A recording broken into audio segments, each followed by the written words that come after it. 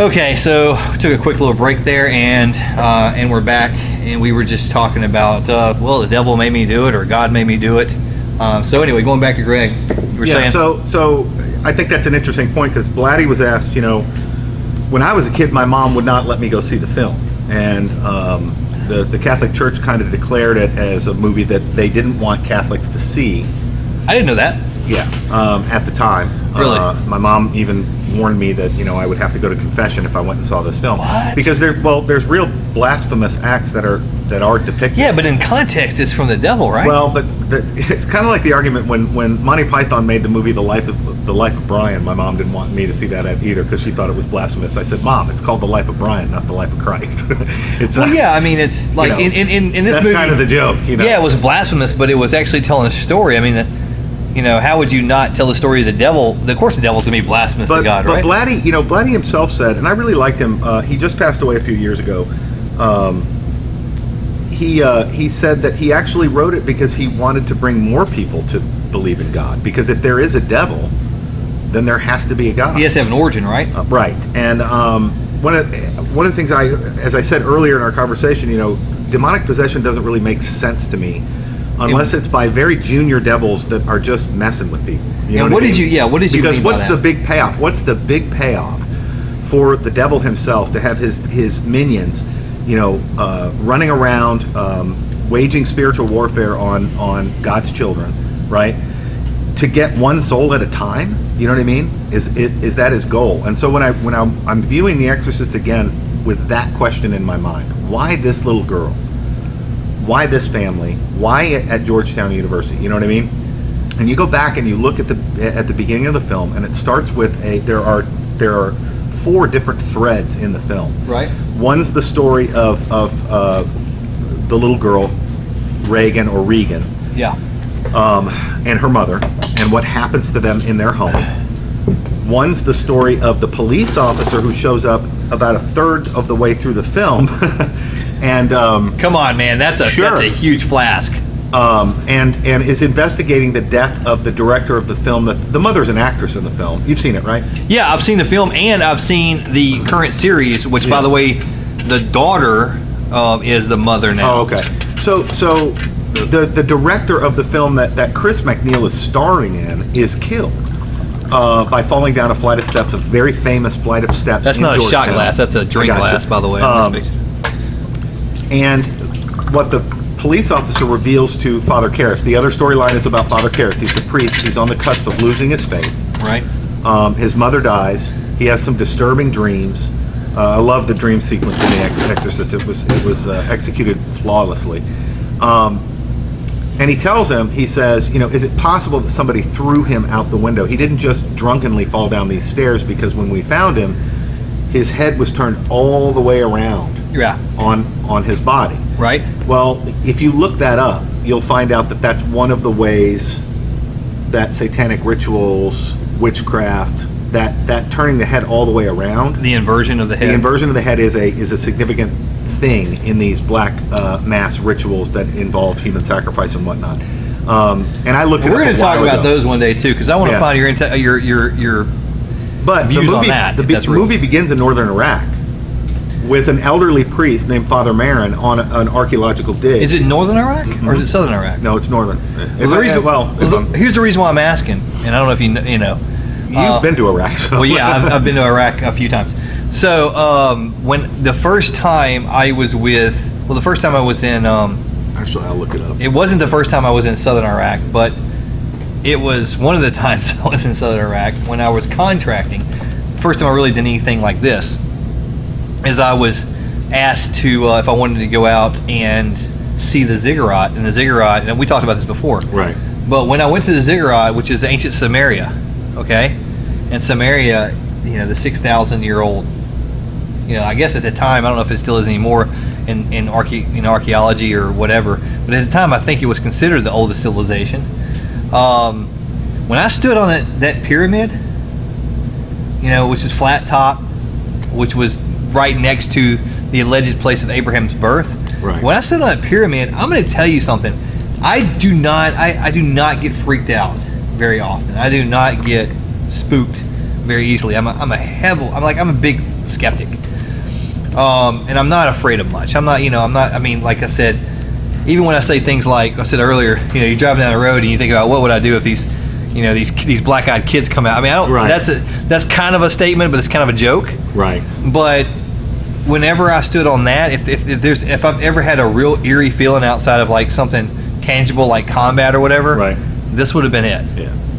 And that's why I kind of wondered if it was Southern Iraq or Northern Iraq. It's a city. He's in the city of Hatra, which was an ancient city in Niwa Governorate of present-day Iraq. The city lies 180 miles northwest of Baghdad. Okay, yeah, so that's definitely and not southwest where of Mosul. Okay, yeah, so that's definitely in the Sunni territory. I was in the Shia territory. Right. And so we're like closer to the Iranian Right.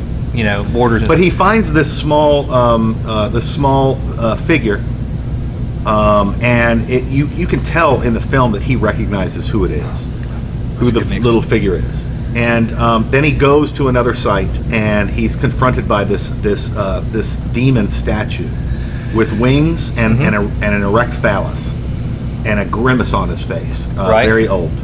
And then they cut to a scene where he's talking to an Iraqi who's an archaeologist, who's saying to him, and he's looking at that little figurine that he'd found in the dig, and the other man says, I'm sorry that you have to go, and Father Merrin says, there's something I have to do, and the clock behind him stops. It's a little little pendulum clock. Yeah, the freakiest clocks ever made. While he's looking at that figurine, he says, there's something I have to do, and the clock just stops. I don't know if it happens exactly in that sequence, but in the same scene, the clock stops, he says, there's something I have to do. Then we cut to Georgetown. This little girl's starting to act really, really strange. And by the way, one of the things that they did in the film is, after she comes down the stairs, her first disturbing thing is to say to this guy, and I mentioned this earlier on an earlier episode, she says to the party, her mom's having a party at the house, and she seems to be sleepwalking, and she says to one of the men who's there, you're going to die up there. And it turns out it's an astronaut, and Blatty's sequel to The Exorcist is the 9th configuration, which is about that astronaut who went insane. But anyway, the second freaky thing that happens, the bed shaking, but at one point, Reagan comes down the stairs on her hands and her feet, but upside down. She runs down the stairs like, she looks like a spider. Right. And they actually did that stunt physically. They got a contortionist to come in and twist her head all the way around and get on her hands, arch her back like this and then run down the stairs. I was like, that's incredible. Effing crap. Where did they find somebody that could do, like the circus? Because they found somebody from the circus who could pull it off. They didn't do it with special effects. They just had somebody. Well, they didn't have special effects to do. Well, I mean, they did to an extent, but the special effects. Yeah, but it would have been wax, and we've seen the 1980s movies with the wax. I mean, it's different. One of the 2 Oscars that The Exorcist won was for Blatty's script and for sound. And I was stunned by the quality of the sound in this film when we were watching it just at UAM. It's so creepy. The use of ambient noise throughout is really, really good. But at any rate, going back to that question, Blatty finally said, I wanted to bring more people to the belief in God, not push them away. Right. And again, it goes to that thing. If there are devils, then there must be a God, right? And what's interesting about going back to the idea of the vampire seducing you to do for him what he wants, right? The devil's like that. That's why I like Dante's version. The devil can't do it himself. He has to rely on somebody else to do it for him. Whereas God won't do anything himself that he can allow one of his creatures to do.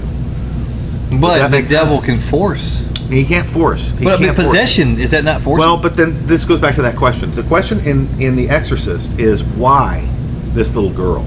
And then you realize that, so all the devil can do is use, right? St. John Paul the Great said, the opposite of love is not hate, it is use.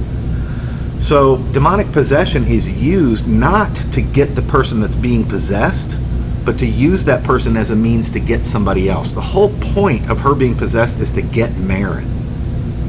It's to draw Merrin to the devil so that the devil can get Merrin, the old priest that's at the beginning, and he knows it. So in The Exorcist, what you're really seeing is you're seeing the girl is a weapon. She's a tool. She's a weapon. She's completely. She's being used because the demonic has detected a weakness or maybe right. something and in the priest. In the film, it's the Ouija board that invites the demon into her whole household.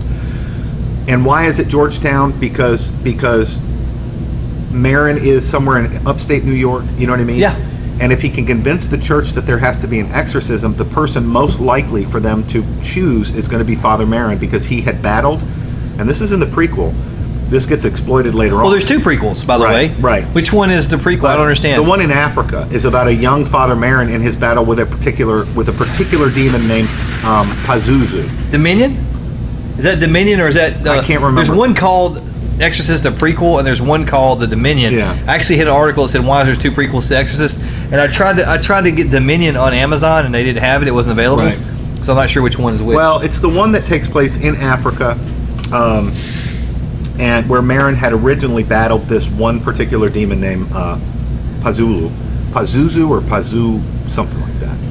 Interesting. Here's a little tidbit for you. And I want to ask you something too. After this, I want to ask you about some of the like your opinion or the churches, because I'm not even. I don't even know. Okay. So, yeah. Let me continue with this. Yeah. My thinking on this. So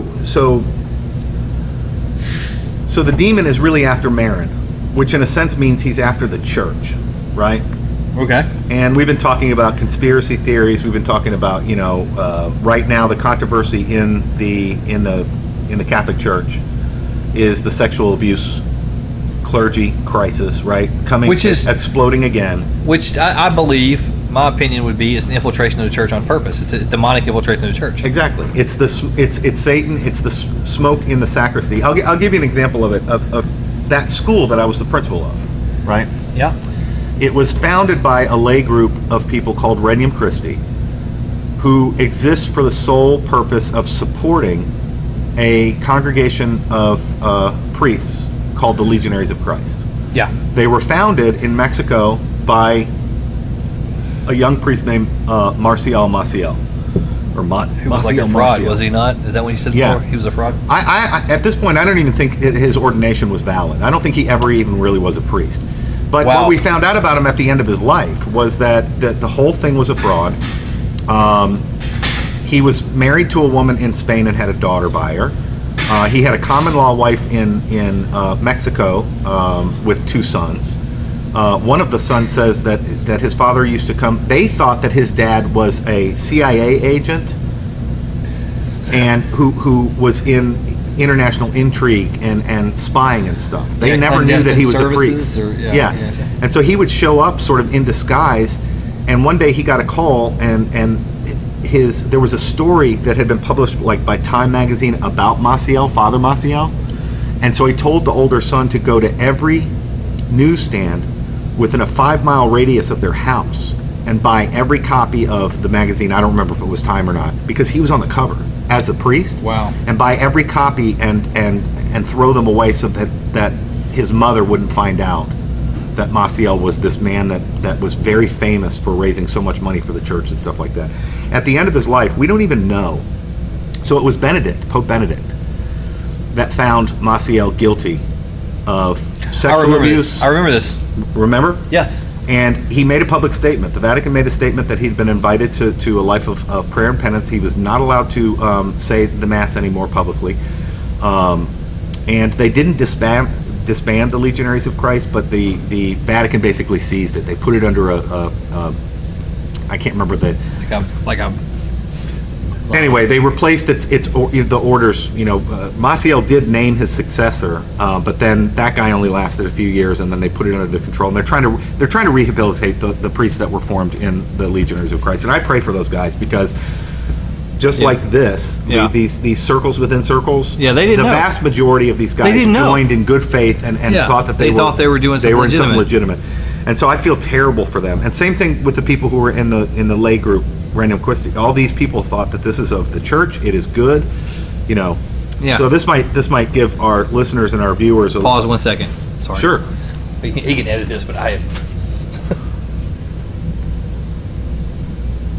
Let me make another word. I freaking drank too much beer, dude. I got to piss every 5 seconds. Are you okay? I got to piss. All right. Maybe we should get you one of those astronaut things. Yeah, right?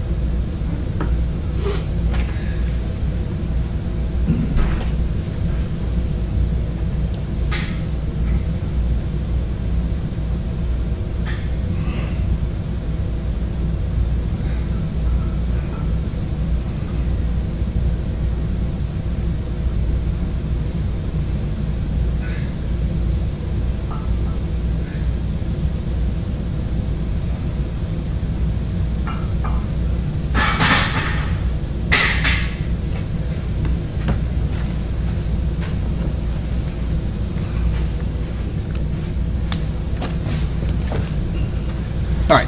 At any rate, so one of the things that infuriated me about the whole Maciel case was that when the Vatican came out and with its discipline of him, and this is very rare for the Vatican to even make a public statement, but they felt the need to do it in his case because he was resisting everything.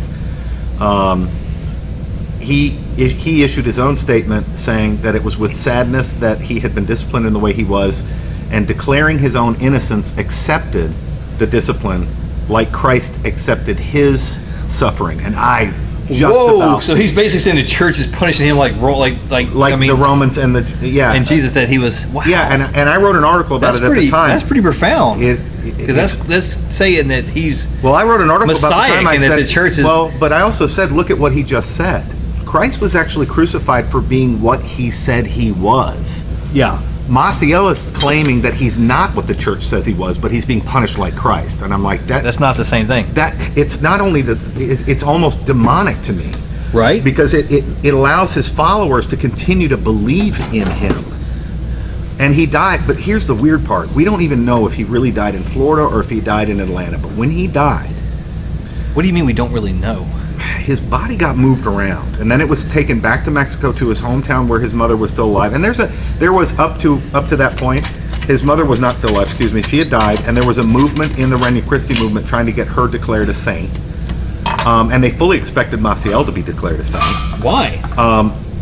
Because they believed all of his lies. Do you see what I mean? I went to a conference, let me tell you, I went to a conference, I've seen John Paul II, I've been this close to him, okay? I did miss him that day that I was at the general audience as far as being that close to him, but I did come to a university mass later in the semester, and he came down the aisle after the mass was over at St. Peter's, and he was that close to us. In fact, he's such a charismatic guy that people spontaneously applauded as he was coming down after mass, and I thought that was such a strange experience because I felt it too. Yeah. And we Catholics don't applaud in church. You know what I mean? You don't do that kind of thing. Yeah, we're not exactly the most charismatic people, right? No, but it was, and my friend Lisa was right in front of me, and for some reason, when he got close to us, he looked over at us, she waved at him. And this is what he did, Casey. He crossed his eyes. What? He crossed his eyes. He crossed them, like comically went cross-eyed, and then did a little sign of the cross and threw it at Lisa, and it was like she caught it. And she turned around, she said, "Did you see that?" And I said, "I sure did. That was awesome." He was a funny guy too. But, so I've had that experience, right? To be in the presence of a saint is a pretty exciting thing. And my daughter got to go to the audience with Pope Benedict when she was in Australia, and she said it was the same thing. You know what I mean? To be in his presence was just incredible. I went to a conference in Atlanta shortly before I became the principal of that school, or right after I think it was before.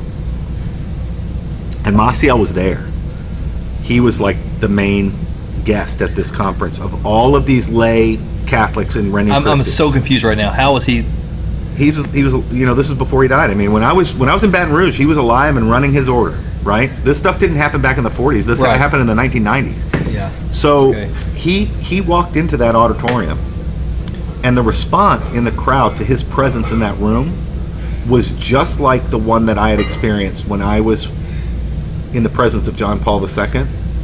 and it completely creeped me out.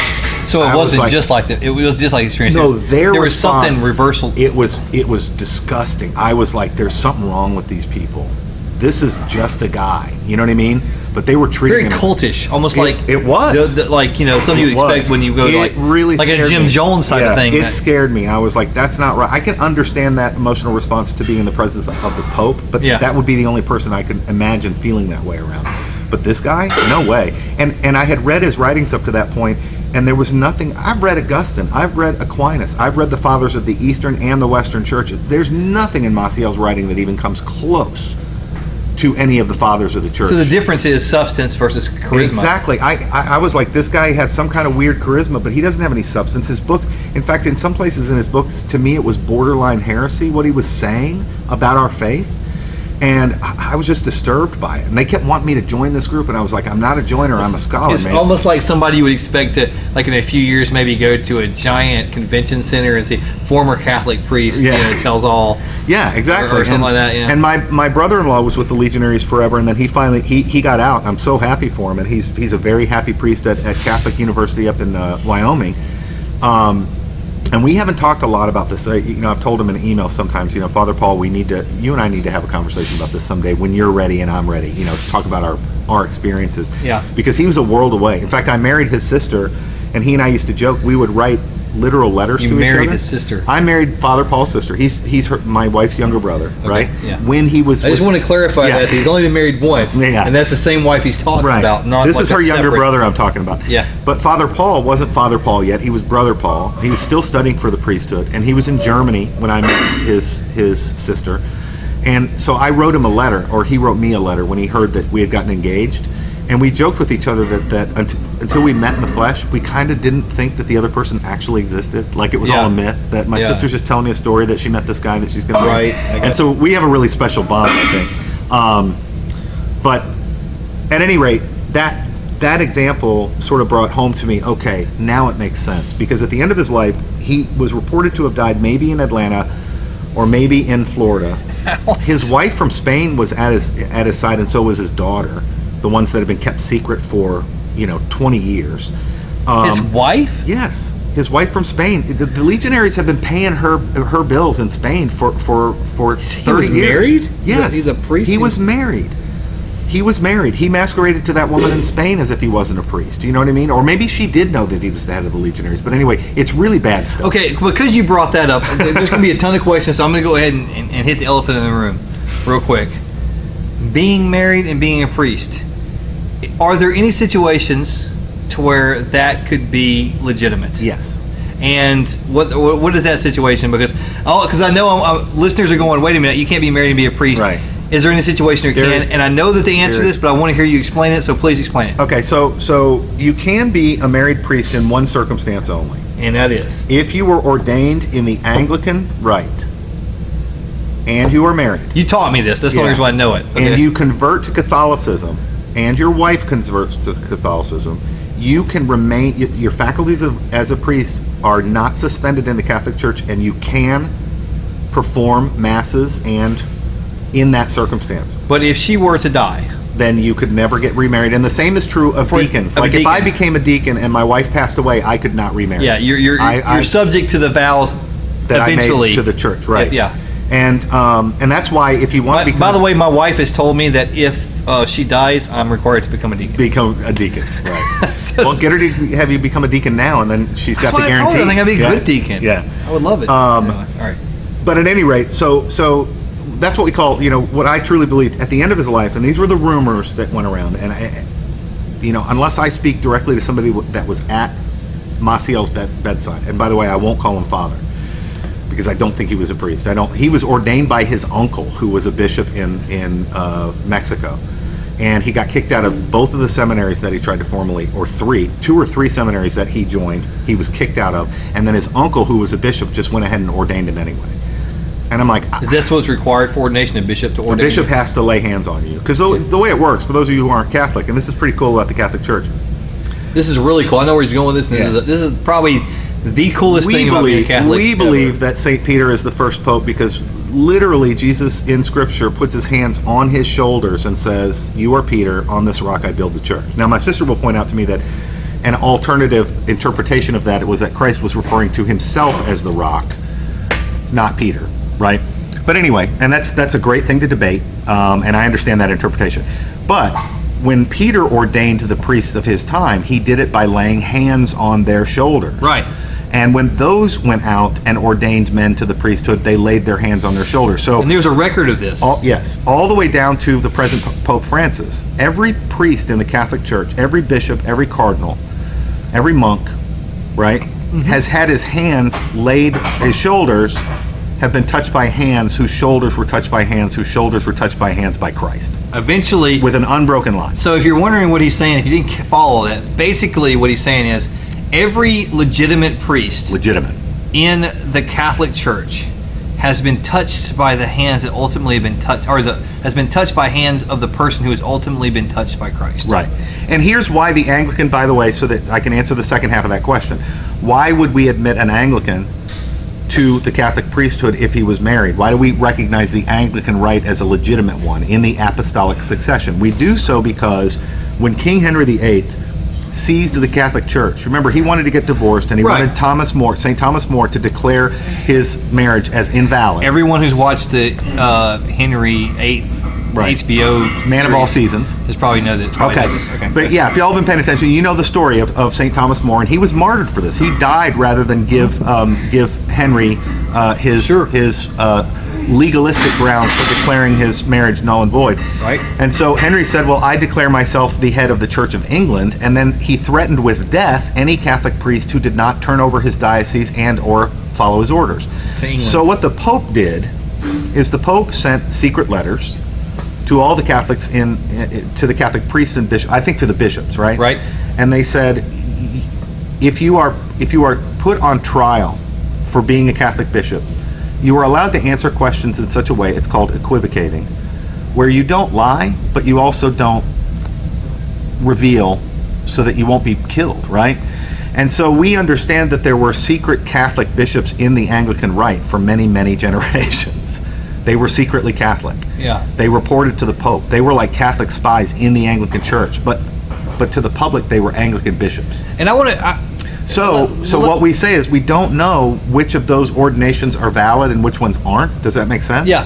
So what we do is we say, well, we're going to do the wise thing and say we will just accept all of those ordinations as valid if they're from the Anglican rite because of the historical situation. So let me, and I kind of want to hit this, and look, I know that we're way off of subjects like Slender Man and old Irish folk tales and Blair Witch and all this. It's all related. But we got time, and I really want to hit this real quick too.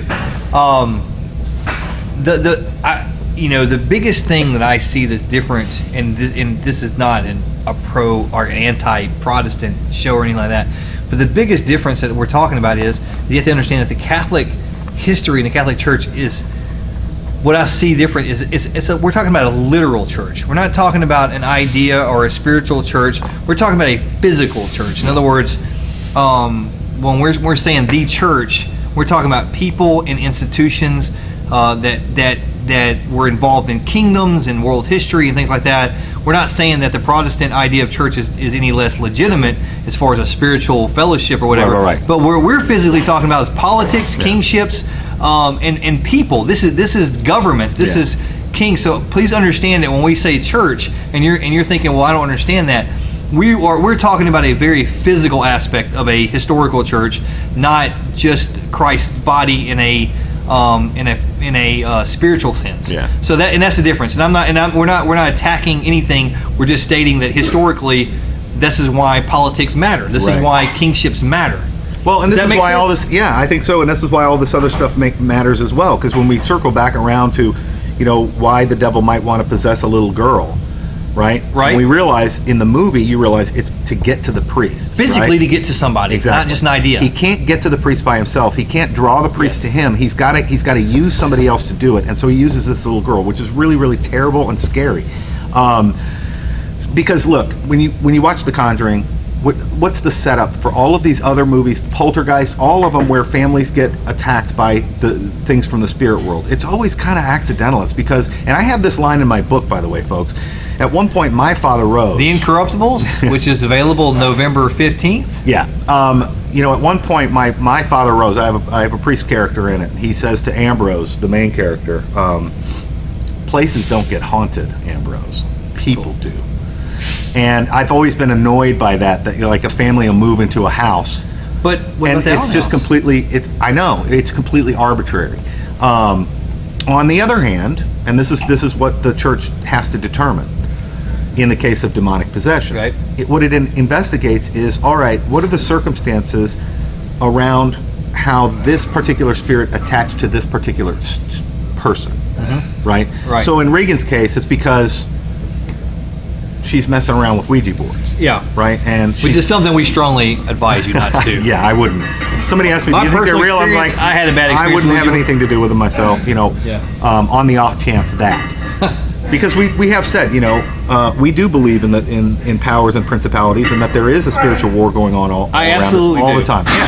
Hey, listen, I just want to say real quick, you can like us, unfollow us, not like us, or whatever. Whether you're Catholic or Protestant, you're talking to two guys here who define ourselves as Christians. We're Catholics. We do believe in the spiritual war. We do believe in these things. Yeah. Okay. So, in fact, a lot of my book stating it for the record. We believe in these things. My book is predicated on the idea that I really want to furnish a fictive story that will knit together some of the most important events of the 20th century. How is it? I say this to my students. What do you think in 1,000 years? What do you think historians are going to say about human beings in the 20th century? What's going to be the number one thing that we'll be able to say in the 20th century? We were known for this. We did this better than anybody else in the world. And my students always say the same things. What's that? The computer, technology, landing on the moon, exploration, technological progress. I'm like, nope, it won't be that. What do you know what it'll be? What is it? Man, did we know how to kill people. We killed more people in the 20th century than have been killed by the absolute sum total of every generation that came before us from the beginning of time. Not even close. We know Hitler killed 6 million people. What about Stalin? We're not sure whether it was 60 million or 80 million or 130 million. Right. Mao Zedong, we don't know. Right. Pol Pot, we've got in Cambodia, know what I mean? Yeah. The killing fields, we don't know. All of that happened in the 20th century. You're not telling me that the human race itself was under attack by forces that were convincing it to... That were pro-killing. Right, and so going all the way back to Eyes Wide Shut, right? Yeah. Whether you think that the person that starts that cult is actually possessed by the devil, make no mistake that the devil will take advantage of that evil that's being done, whether it's in his name or not. That's a good point. You know what I mean? And so the rot that we have in the Catholic Church right now with all of the sex abuse stuff is it's the smoke of Satan. And I want to get back to Maciel because this is the rumor about when he died. Just to round out the Maciel saga and just the idea of demonic possession, I truly believe that he may have been possessed. And I do know that the rumor is that when he died, he refused last rites. What? Yeah. Why would you do that? Yeah. Well, because it involves confession. And it involves, but if you truly believed, then wouldn't it also involve if you don't confess, then you're risking mortal sin? Well, I wanted to write a short story. I probably never will, but about somebody basically going to hell. Yeah. But maybe he, I don't know. He certainly became very useful because what would be a better way to bring down the church, right? Yeah. Than to infiltrate it through its priests and its religious. Well, that's exactly what you would do. That's exactly what the devil what you would do. Is going to do. And I think the movie The Rite, and by the way, the movie The Rite was based upon a book, but the book was not fiction. It was based on real people. In fact, it tells you. It was about a guy wanted to investigate whether exorcisms were real, and so the book The Rite is on that, and the movie is a fictionalized version, I think, of one of the things that this guy witnessed when he was doing the research for the book. But I was very moved by that. But it comes down to, if this stuff is real, people ask me sometimes if I believe in ghosts, and I'm not sure that I do, but I do believe in demons, and I think that it would be pretty smart. Well, let's visit that for a second. So let's get back on the Halloween stuff, because I know Matt's going to edit this, and he's probably going to cut a lot of this. What are your beliefs? And obviously I'm not as an informed Catholic as you are, and that's why I'm really, really super stoked that you're a co-host on the show, because especially this time of the year when you can go through this. My personal beliefs, people ask me all the time, is, do you believe in ghosts? And I say, well, I don't know. Maybe it's a form of purgatory. Maybe it's a form of something. I don't know. Yeah. Educate me. What are the possibilities? What is your perspective on the Catholic Church's position on the existence or the non-existence of ghosts? And when I say ghosts, I'm literally talking about our souls being trapped in between heaven and hell, and being accessible. I mean, is this at all within the possibility of dogma? I don't think so. I think that if you look up in the Catechism of the Catholic Church and you look up stuff like that, the Catechism, and I haven't looked at it in a long time, so this is sort of a paraphrase of my memory of what I've read. They generally will tell you, no, there are not souls that are trapped, in an in-between plane that can't get to purgatory and aren't in hell. They're somewhere in between. But there are demons that will take advantage of people who have lost loved ones and masquerade as those loved ones, and those are the things that generally people accept as ghosts. So, just so we're clear, and so that would not include likely the friendly ones. that spirits in purgatory could be ghosts. It's not likely that. It's. I don't think the church would teach that. They would teach that's part of what they would call witchcraft and Ouija boards and the magician. Remember is it Thomas? One of the stories of the Thomas that comes up to the disciples and says, "Hey, show me how you do that." You know what I mean? I want to do that too, and they cast him away. I remember the story, and I'm sure all my Protestant friends who are actually more versed in the Bible than I am. But I do remember a story that someone was trying to mimic casting out of demons. And the demon said, well, and they tried to invoke the name of Jesus, and I believe of Peter or Paul. And the demon's response was, I know Jesus, I know this person, I know Jesus, but who are you? Then they attacked.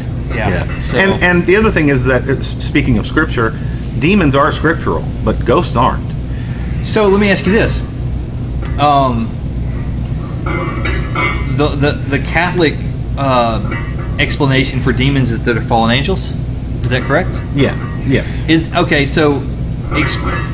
And I've been asked this, so I'm asking you because I've been in a situation where actually me and my wife were talking about this the other night. Angels don't possess, right? They don't possess people.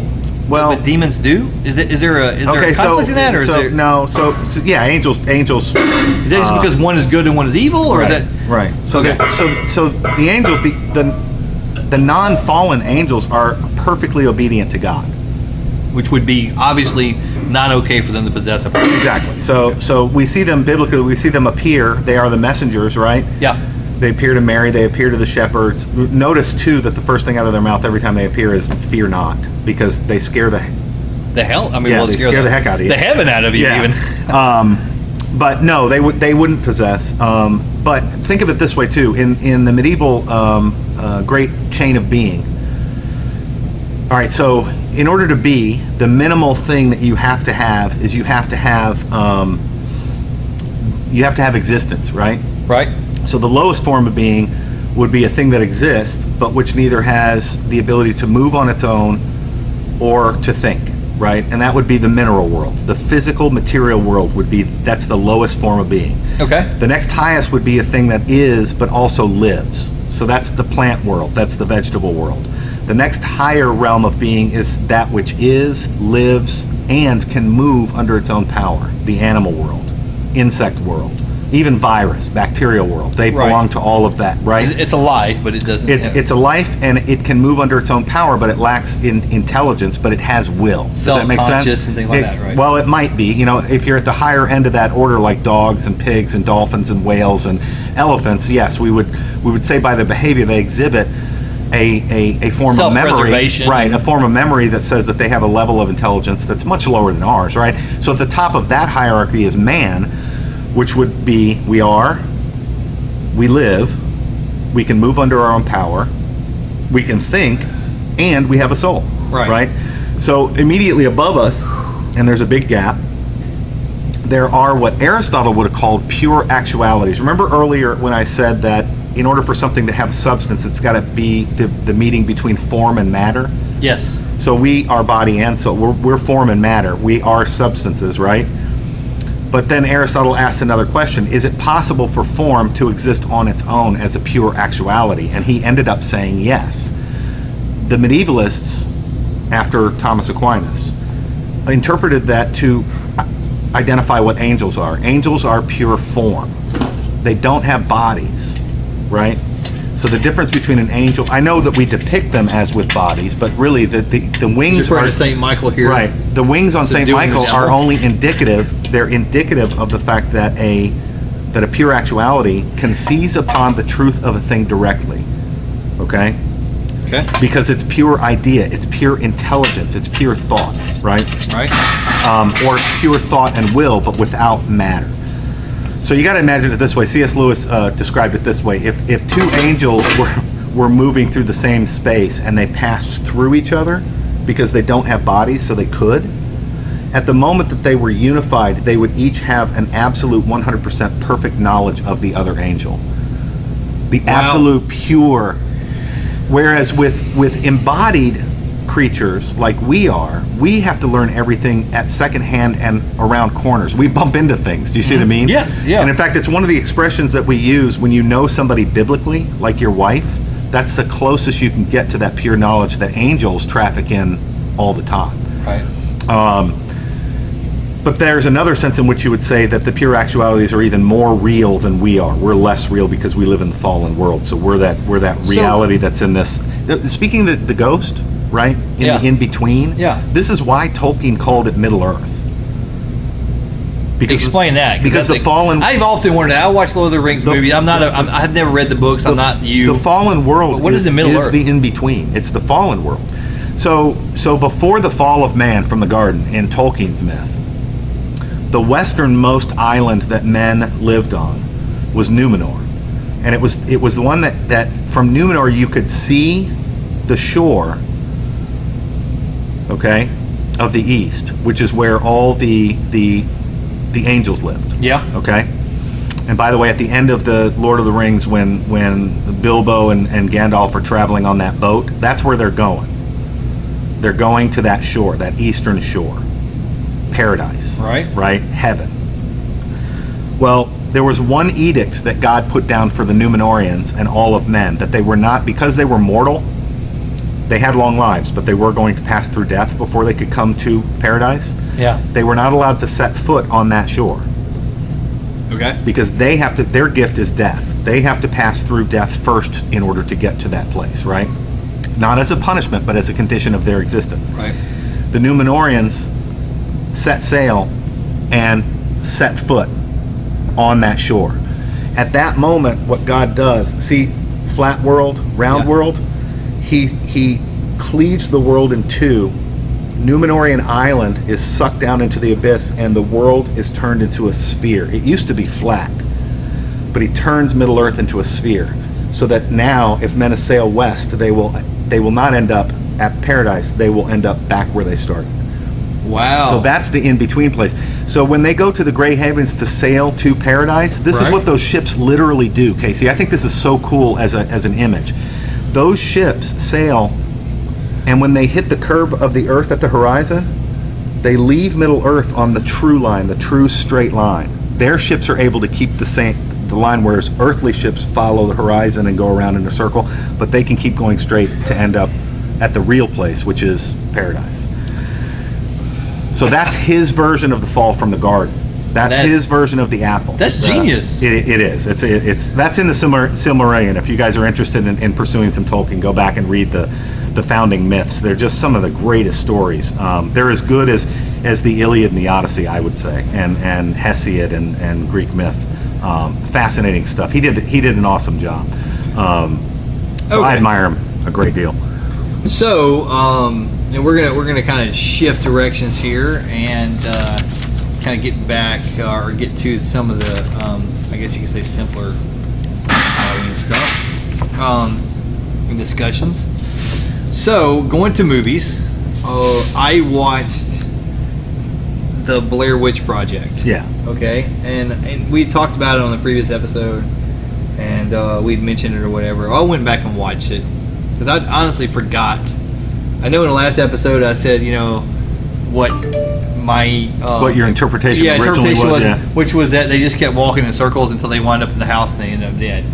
And I honestly, in my memory, I forgot how scary of a movie this was. Mm-hmm. You had given me a very detailed explanation why this movie was so scary. Yeah. And you talked about the real aspects of the crew that filmed it having experienced real anxieties because they didn't know everything that was going on. Yeah. They were tricked massively. They were tricked massively. And I saw last night I watched this movie, and I actually watched 3 different things. So if you're interested in Blair Witch and you don't know this, I didn't realize it. I didn't remember it. But there are actually several different, I guess you could say, incarnations of this. There's the Blair Witch Project, which is the original movie. There's also the Curse of the Blair Witch, which is a fake documentary about the fake documentary called the Blair Witch Project. Right. So the Blair Witch Project is a fake documentary in itself. And then you have a fake documentary about it that's called The Curse of the Blair Witch. You can get it on Amazon. I did. And it kind of, if you didn't know any better and you watched it, it would give validity to it being real by having a documentary about the documentary.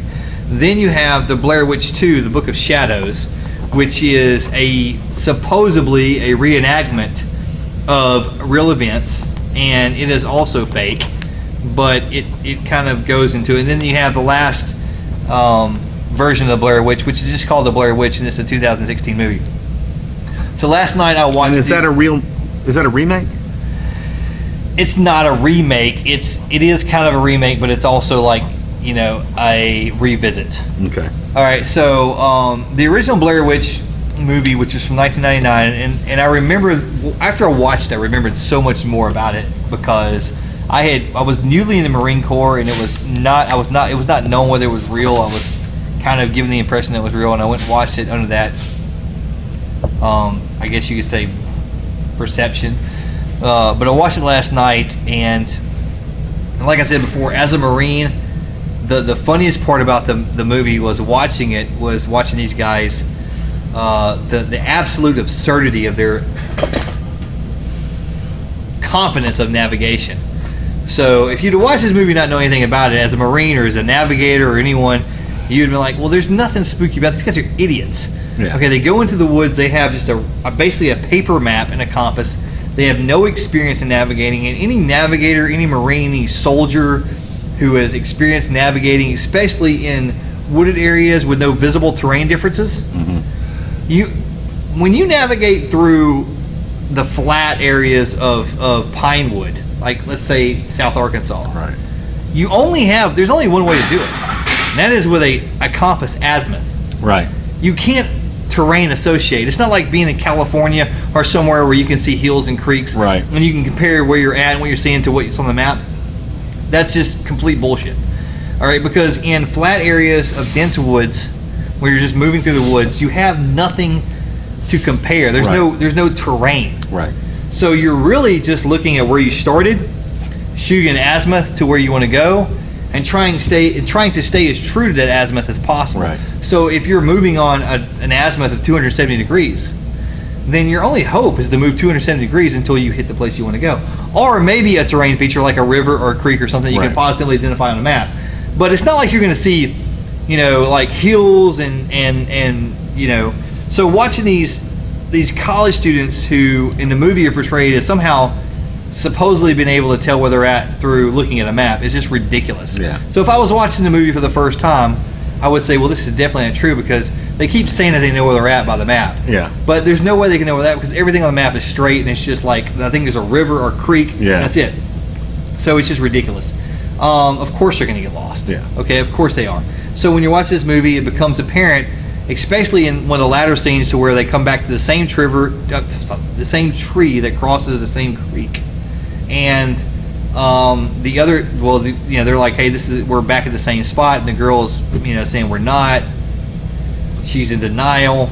They see it as fact, and they've obviously walked into a giant circle. 15 hours of walking through the woods, and they wound up at the same spot that they were. Now, explain to somebody, by the way, Okay. when you're in a terrain that does not offer you any differentiation, Yeah. right? How do you do it? Why you end up walking in a circle? Well, you have a natural tendency, most people, to walk. Because you're left-handed or you're right-handed. You favor one side. So if Yeah. you think you're walking in a straight line in a desert, you're I can't actually do it. you're walking in a. So what you should do I can't. Yeah, is count your steps and then reorient yourself by so many degrees. Yeah. So the way away from your left-handedness or your right-handedness, and then keep walking to correct for the curve that you're actually doing. So the way you're taught to do this, the safest, that's what I wanted to ask you about. How are you guys taught to do that? The way you're taught to do this, and the safest way to do it, is when you're operating a compass, like Greg just said. If you just like to say, hey, I'm going to walk that direction and I'll walk that way for an hour, Yeah. it's just ridiculously stupid. Okay, you can't do it. No one can do it. What you do is you can't see anything, so you have a compass, and on the compass you're going to have your directions, all right, which is a floating ring. For those who aren't identified, I'll just explain in the simplest terms I can. You have a floating ring that's going to give you north, south, east, and west, and all the 360 degrees associated with that. And if you're dealing with mills, for those of you familiar with mills, you're going to have 6,400 mills in a circle, 360 degrees in a circle. Right. Mills are obviously more accurate because they're 6,400. It's the same circle, but it's just how you break it up, right? So if you're dealing in the military, when we're dealing in things like call for fire, or we're dealing in very, very specific directions, then we deal in mills. But if you're dealing in sort of travel, gross kind of general, then you deal in degrees a lot of times. So you're going to be dealing 360 degrees, and that's where that comes from. So if I have taken a map of an area, and I've decided I'm going to get from point A to point B, then what I've essentially done is orientate the map, and I've taken a compass, or I've taken a protractor, or some method, and I've determined where I'm at, where I'm going, and I have adapted the protractor to reflect reality, and I've decided that in order to get from point A to point B, I need to travel 270 degrees in that direction to get from where I'm physically at to where I physically want to be, which is represented to where on the map I am to where a map I want to be. It's really that simple. So basically, I've taken a map and I said I've orientated the map. What orientating the map means is the direction I'm looking is the direction the map is facing. So if I'm looking south, I turn the map to where the map is facing south. So what I'm Which seeing, means north is pointing at you and south is that way. exactly, Okay. the direction I'm looking at is the direction Right. the map is turned Right. to. So that if I'm looking at a hill on the map, It's gonna. then the hill should be in the same direction the Right. map is. If the hill on the map, if I'm holding the map and the hill is in front of me, Yeah. it's because the hill is literally in front of me. Right. All right, that's orientating a map. So when you're navigating through a flat area with thick vegetation, there are no terrain features to see. You can't look out there and see a hill. To where if I was in California or somewhere where I could just look at the map and say, okay, I'm pretty much around here. There's a hill here. I should be able to see that. Oh, there's that hill. That would be terrain features. But if I'm in a flat area with thick vegetation, then that's not possible. So I can't see to a point. I've got to follow an actual compass azimuth. So I take the compass, I put it on the map, and I'm here, and to that hill, the compass tells me it's 270 degrees. So I need to walk 270 degrees until I end up at that hill, or in the area around that hill where I can see that hill. So that's what they were attempting to do. And so you that's just, tough. as you walk, you do a sighting.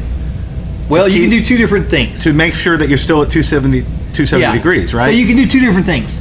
The way it's taught is I will take the compass and I decide which direction I need to go, and I pick out a land feature or something that I can walk to, that I can see, even if it's just 25 yards. Right. Okay, I need to go 270 degrees. 270 degrees in front of me, and the compass will allow you to do it. You can flip it up, you have a sighting line, you can look through there, and you can actually see a tree. Right. Okay, that's 270 degrees. I'm going to walk to that tree. When I get to that tree, I'm going to take You're another gonna do it azimuth, again. and I'm going to keep doing that and leapfrogging and that will keep me always on 270 And degrees. so the way the Vikings did this, I learned from a film, is when they were leaving a shoreline, right? Yeah. That had features in it. Yeah. They'd trail a long rope behind the boat, and they would line that rope up between Right. two peaks of mountains, say. Yeah. And then they would steer the boat so that the line was always pointing directly at the center between those two peaks, and Right. that would keep them. And they would adjust when the rope started to not be pointed toward the center. Then they'd adjust their sails and steer it back to where they were, and that's how they kind of stayed on. that's how they discovered North America. That's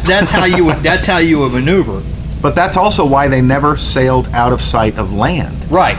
Exactly. Because that's how they navigated. When you're walking through a vegetation, if you're not on your property, and here's a bad thing about azimuths, it's an angle. Yeah. So guess what that means? If you get off a little bit, it's just like shooting. Yeah. If you get off a little bit now, the farther you go, the greater the angle gets. So the farther off you are. Yeah. When I first got married, my wife, she wanted to get a gun for protection. Right.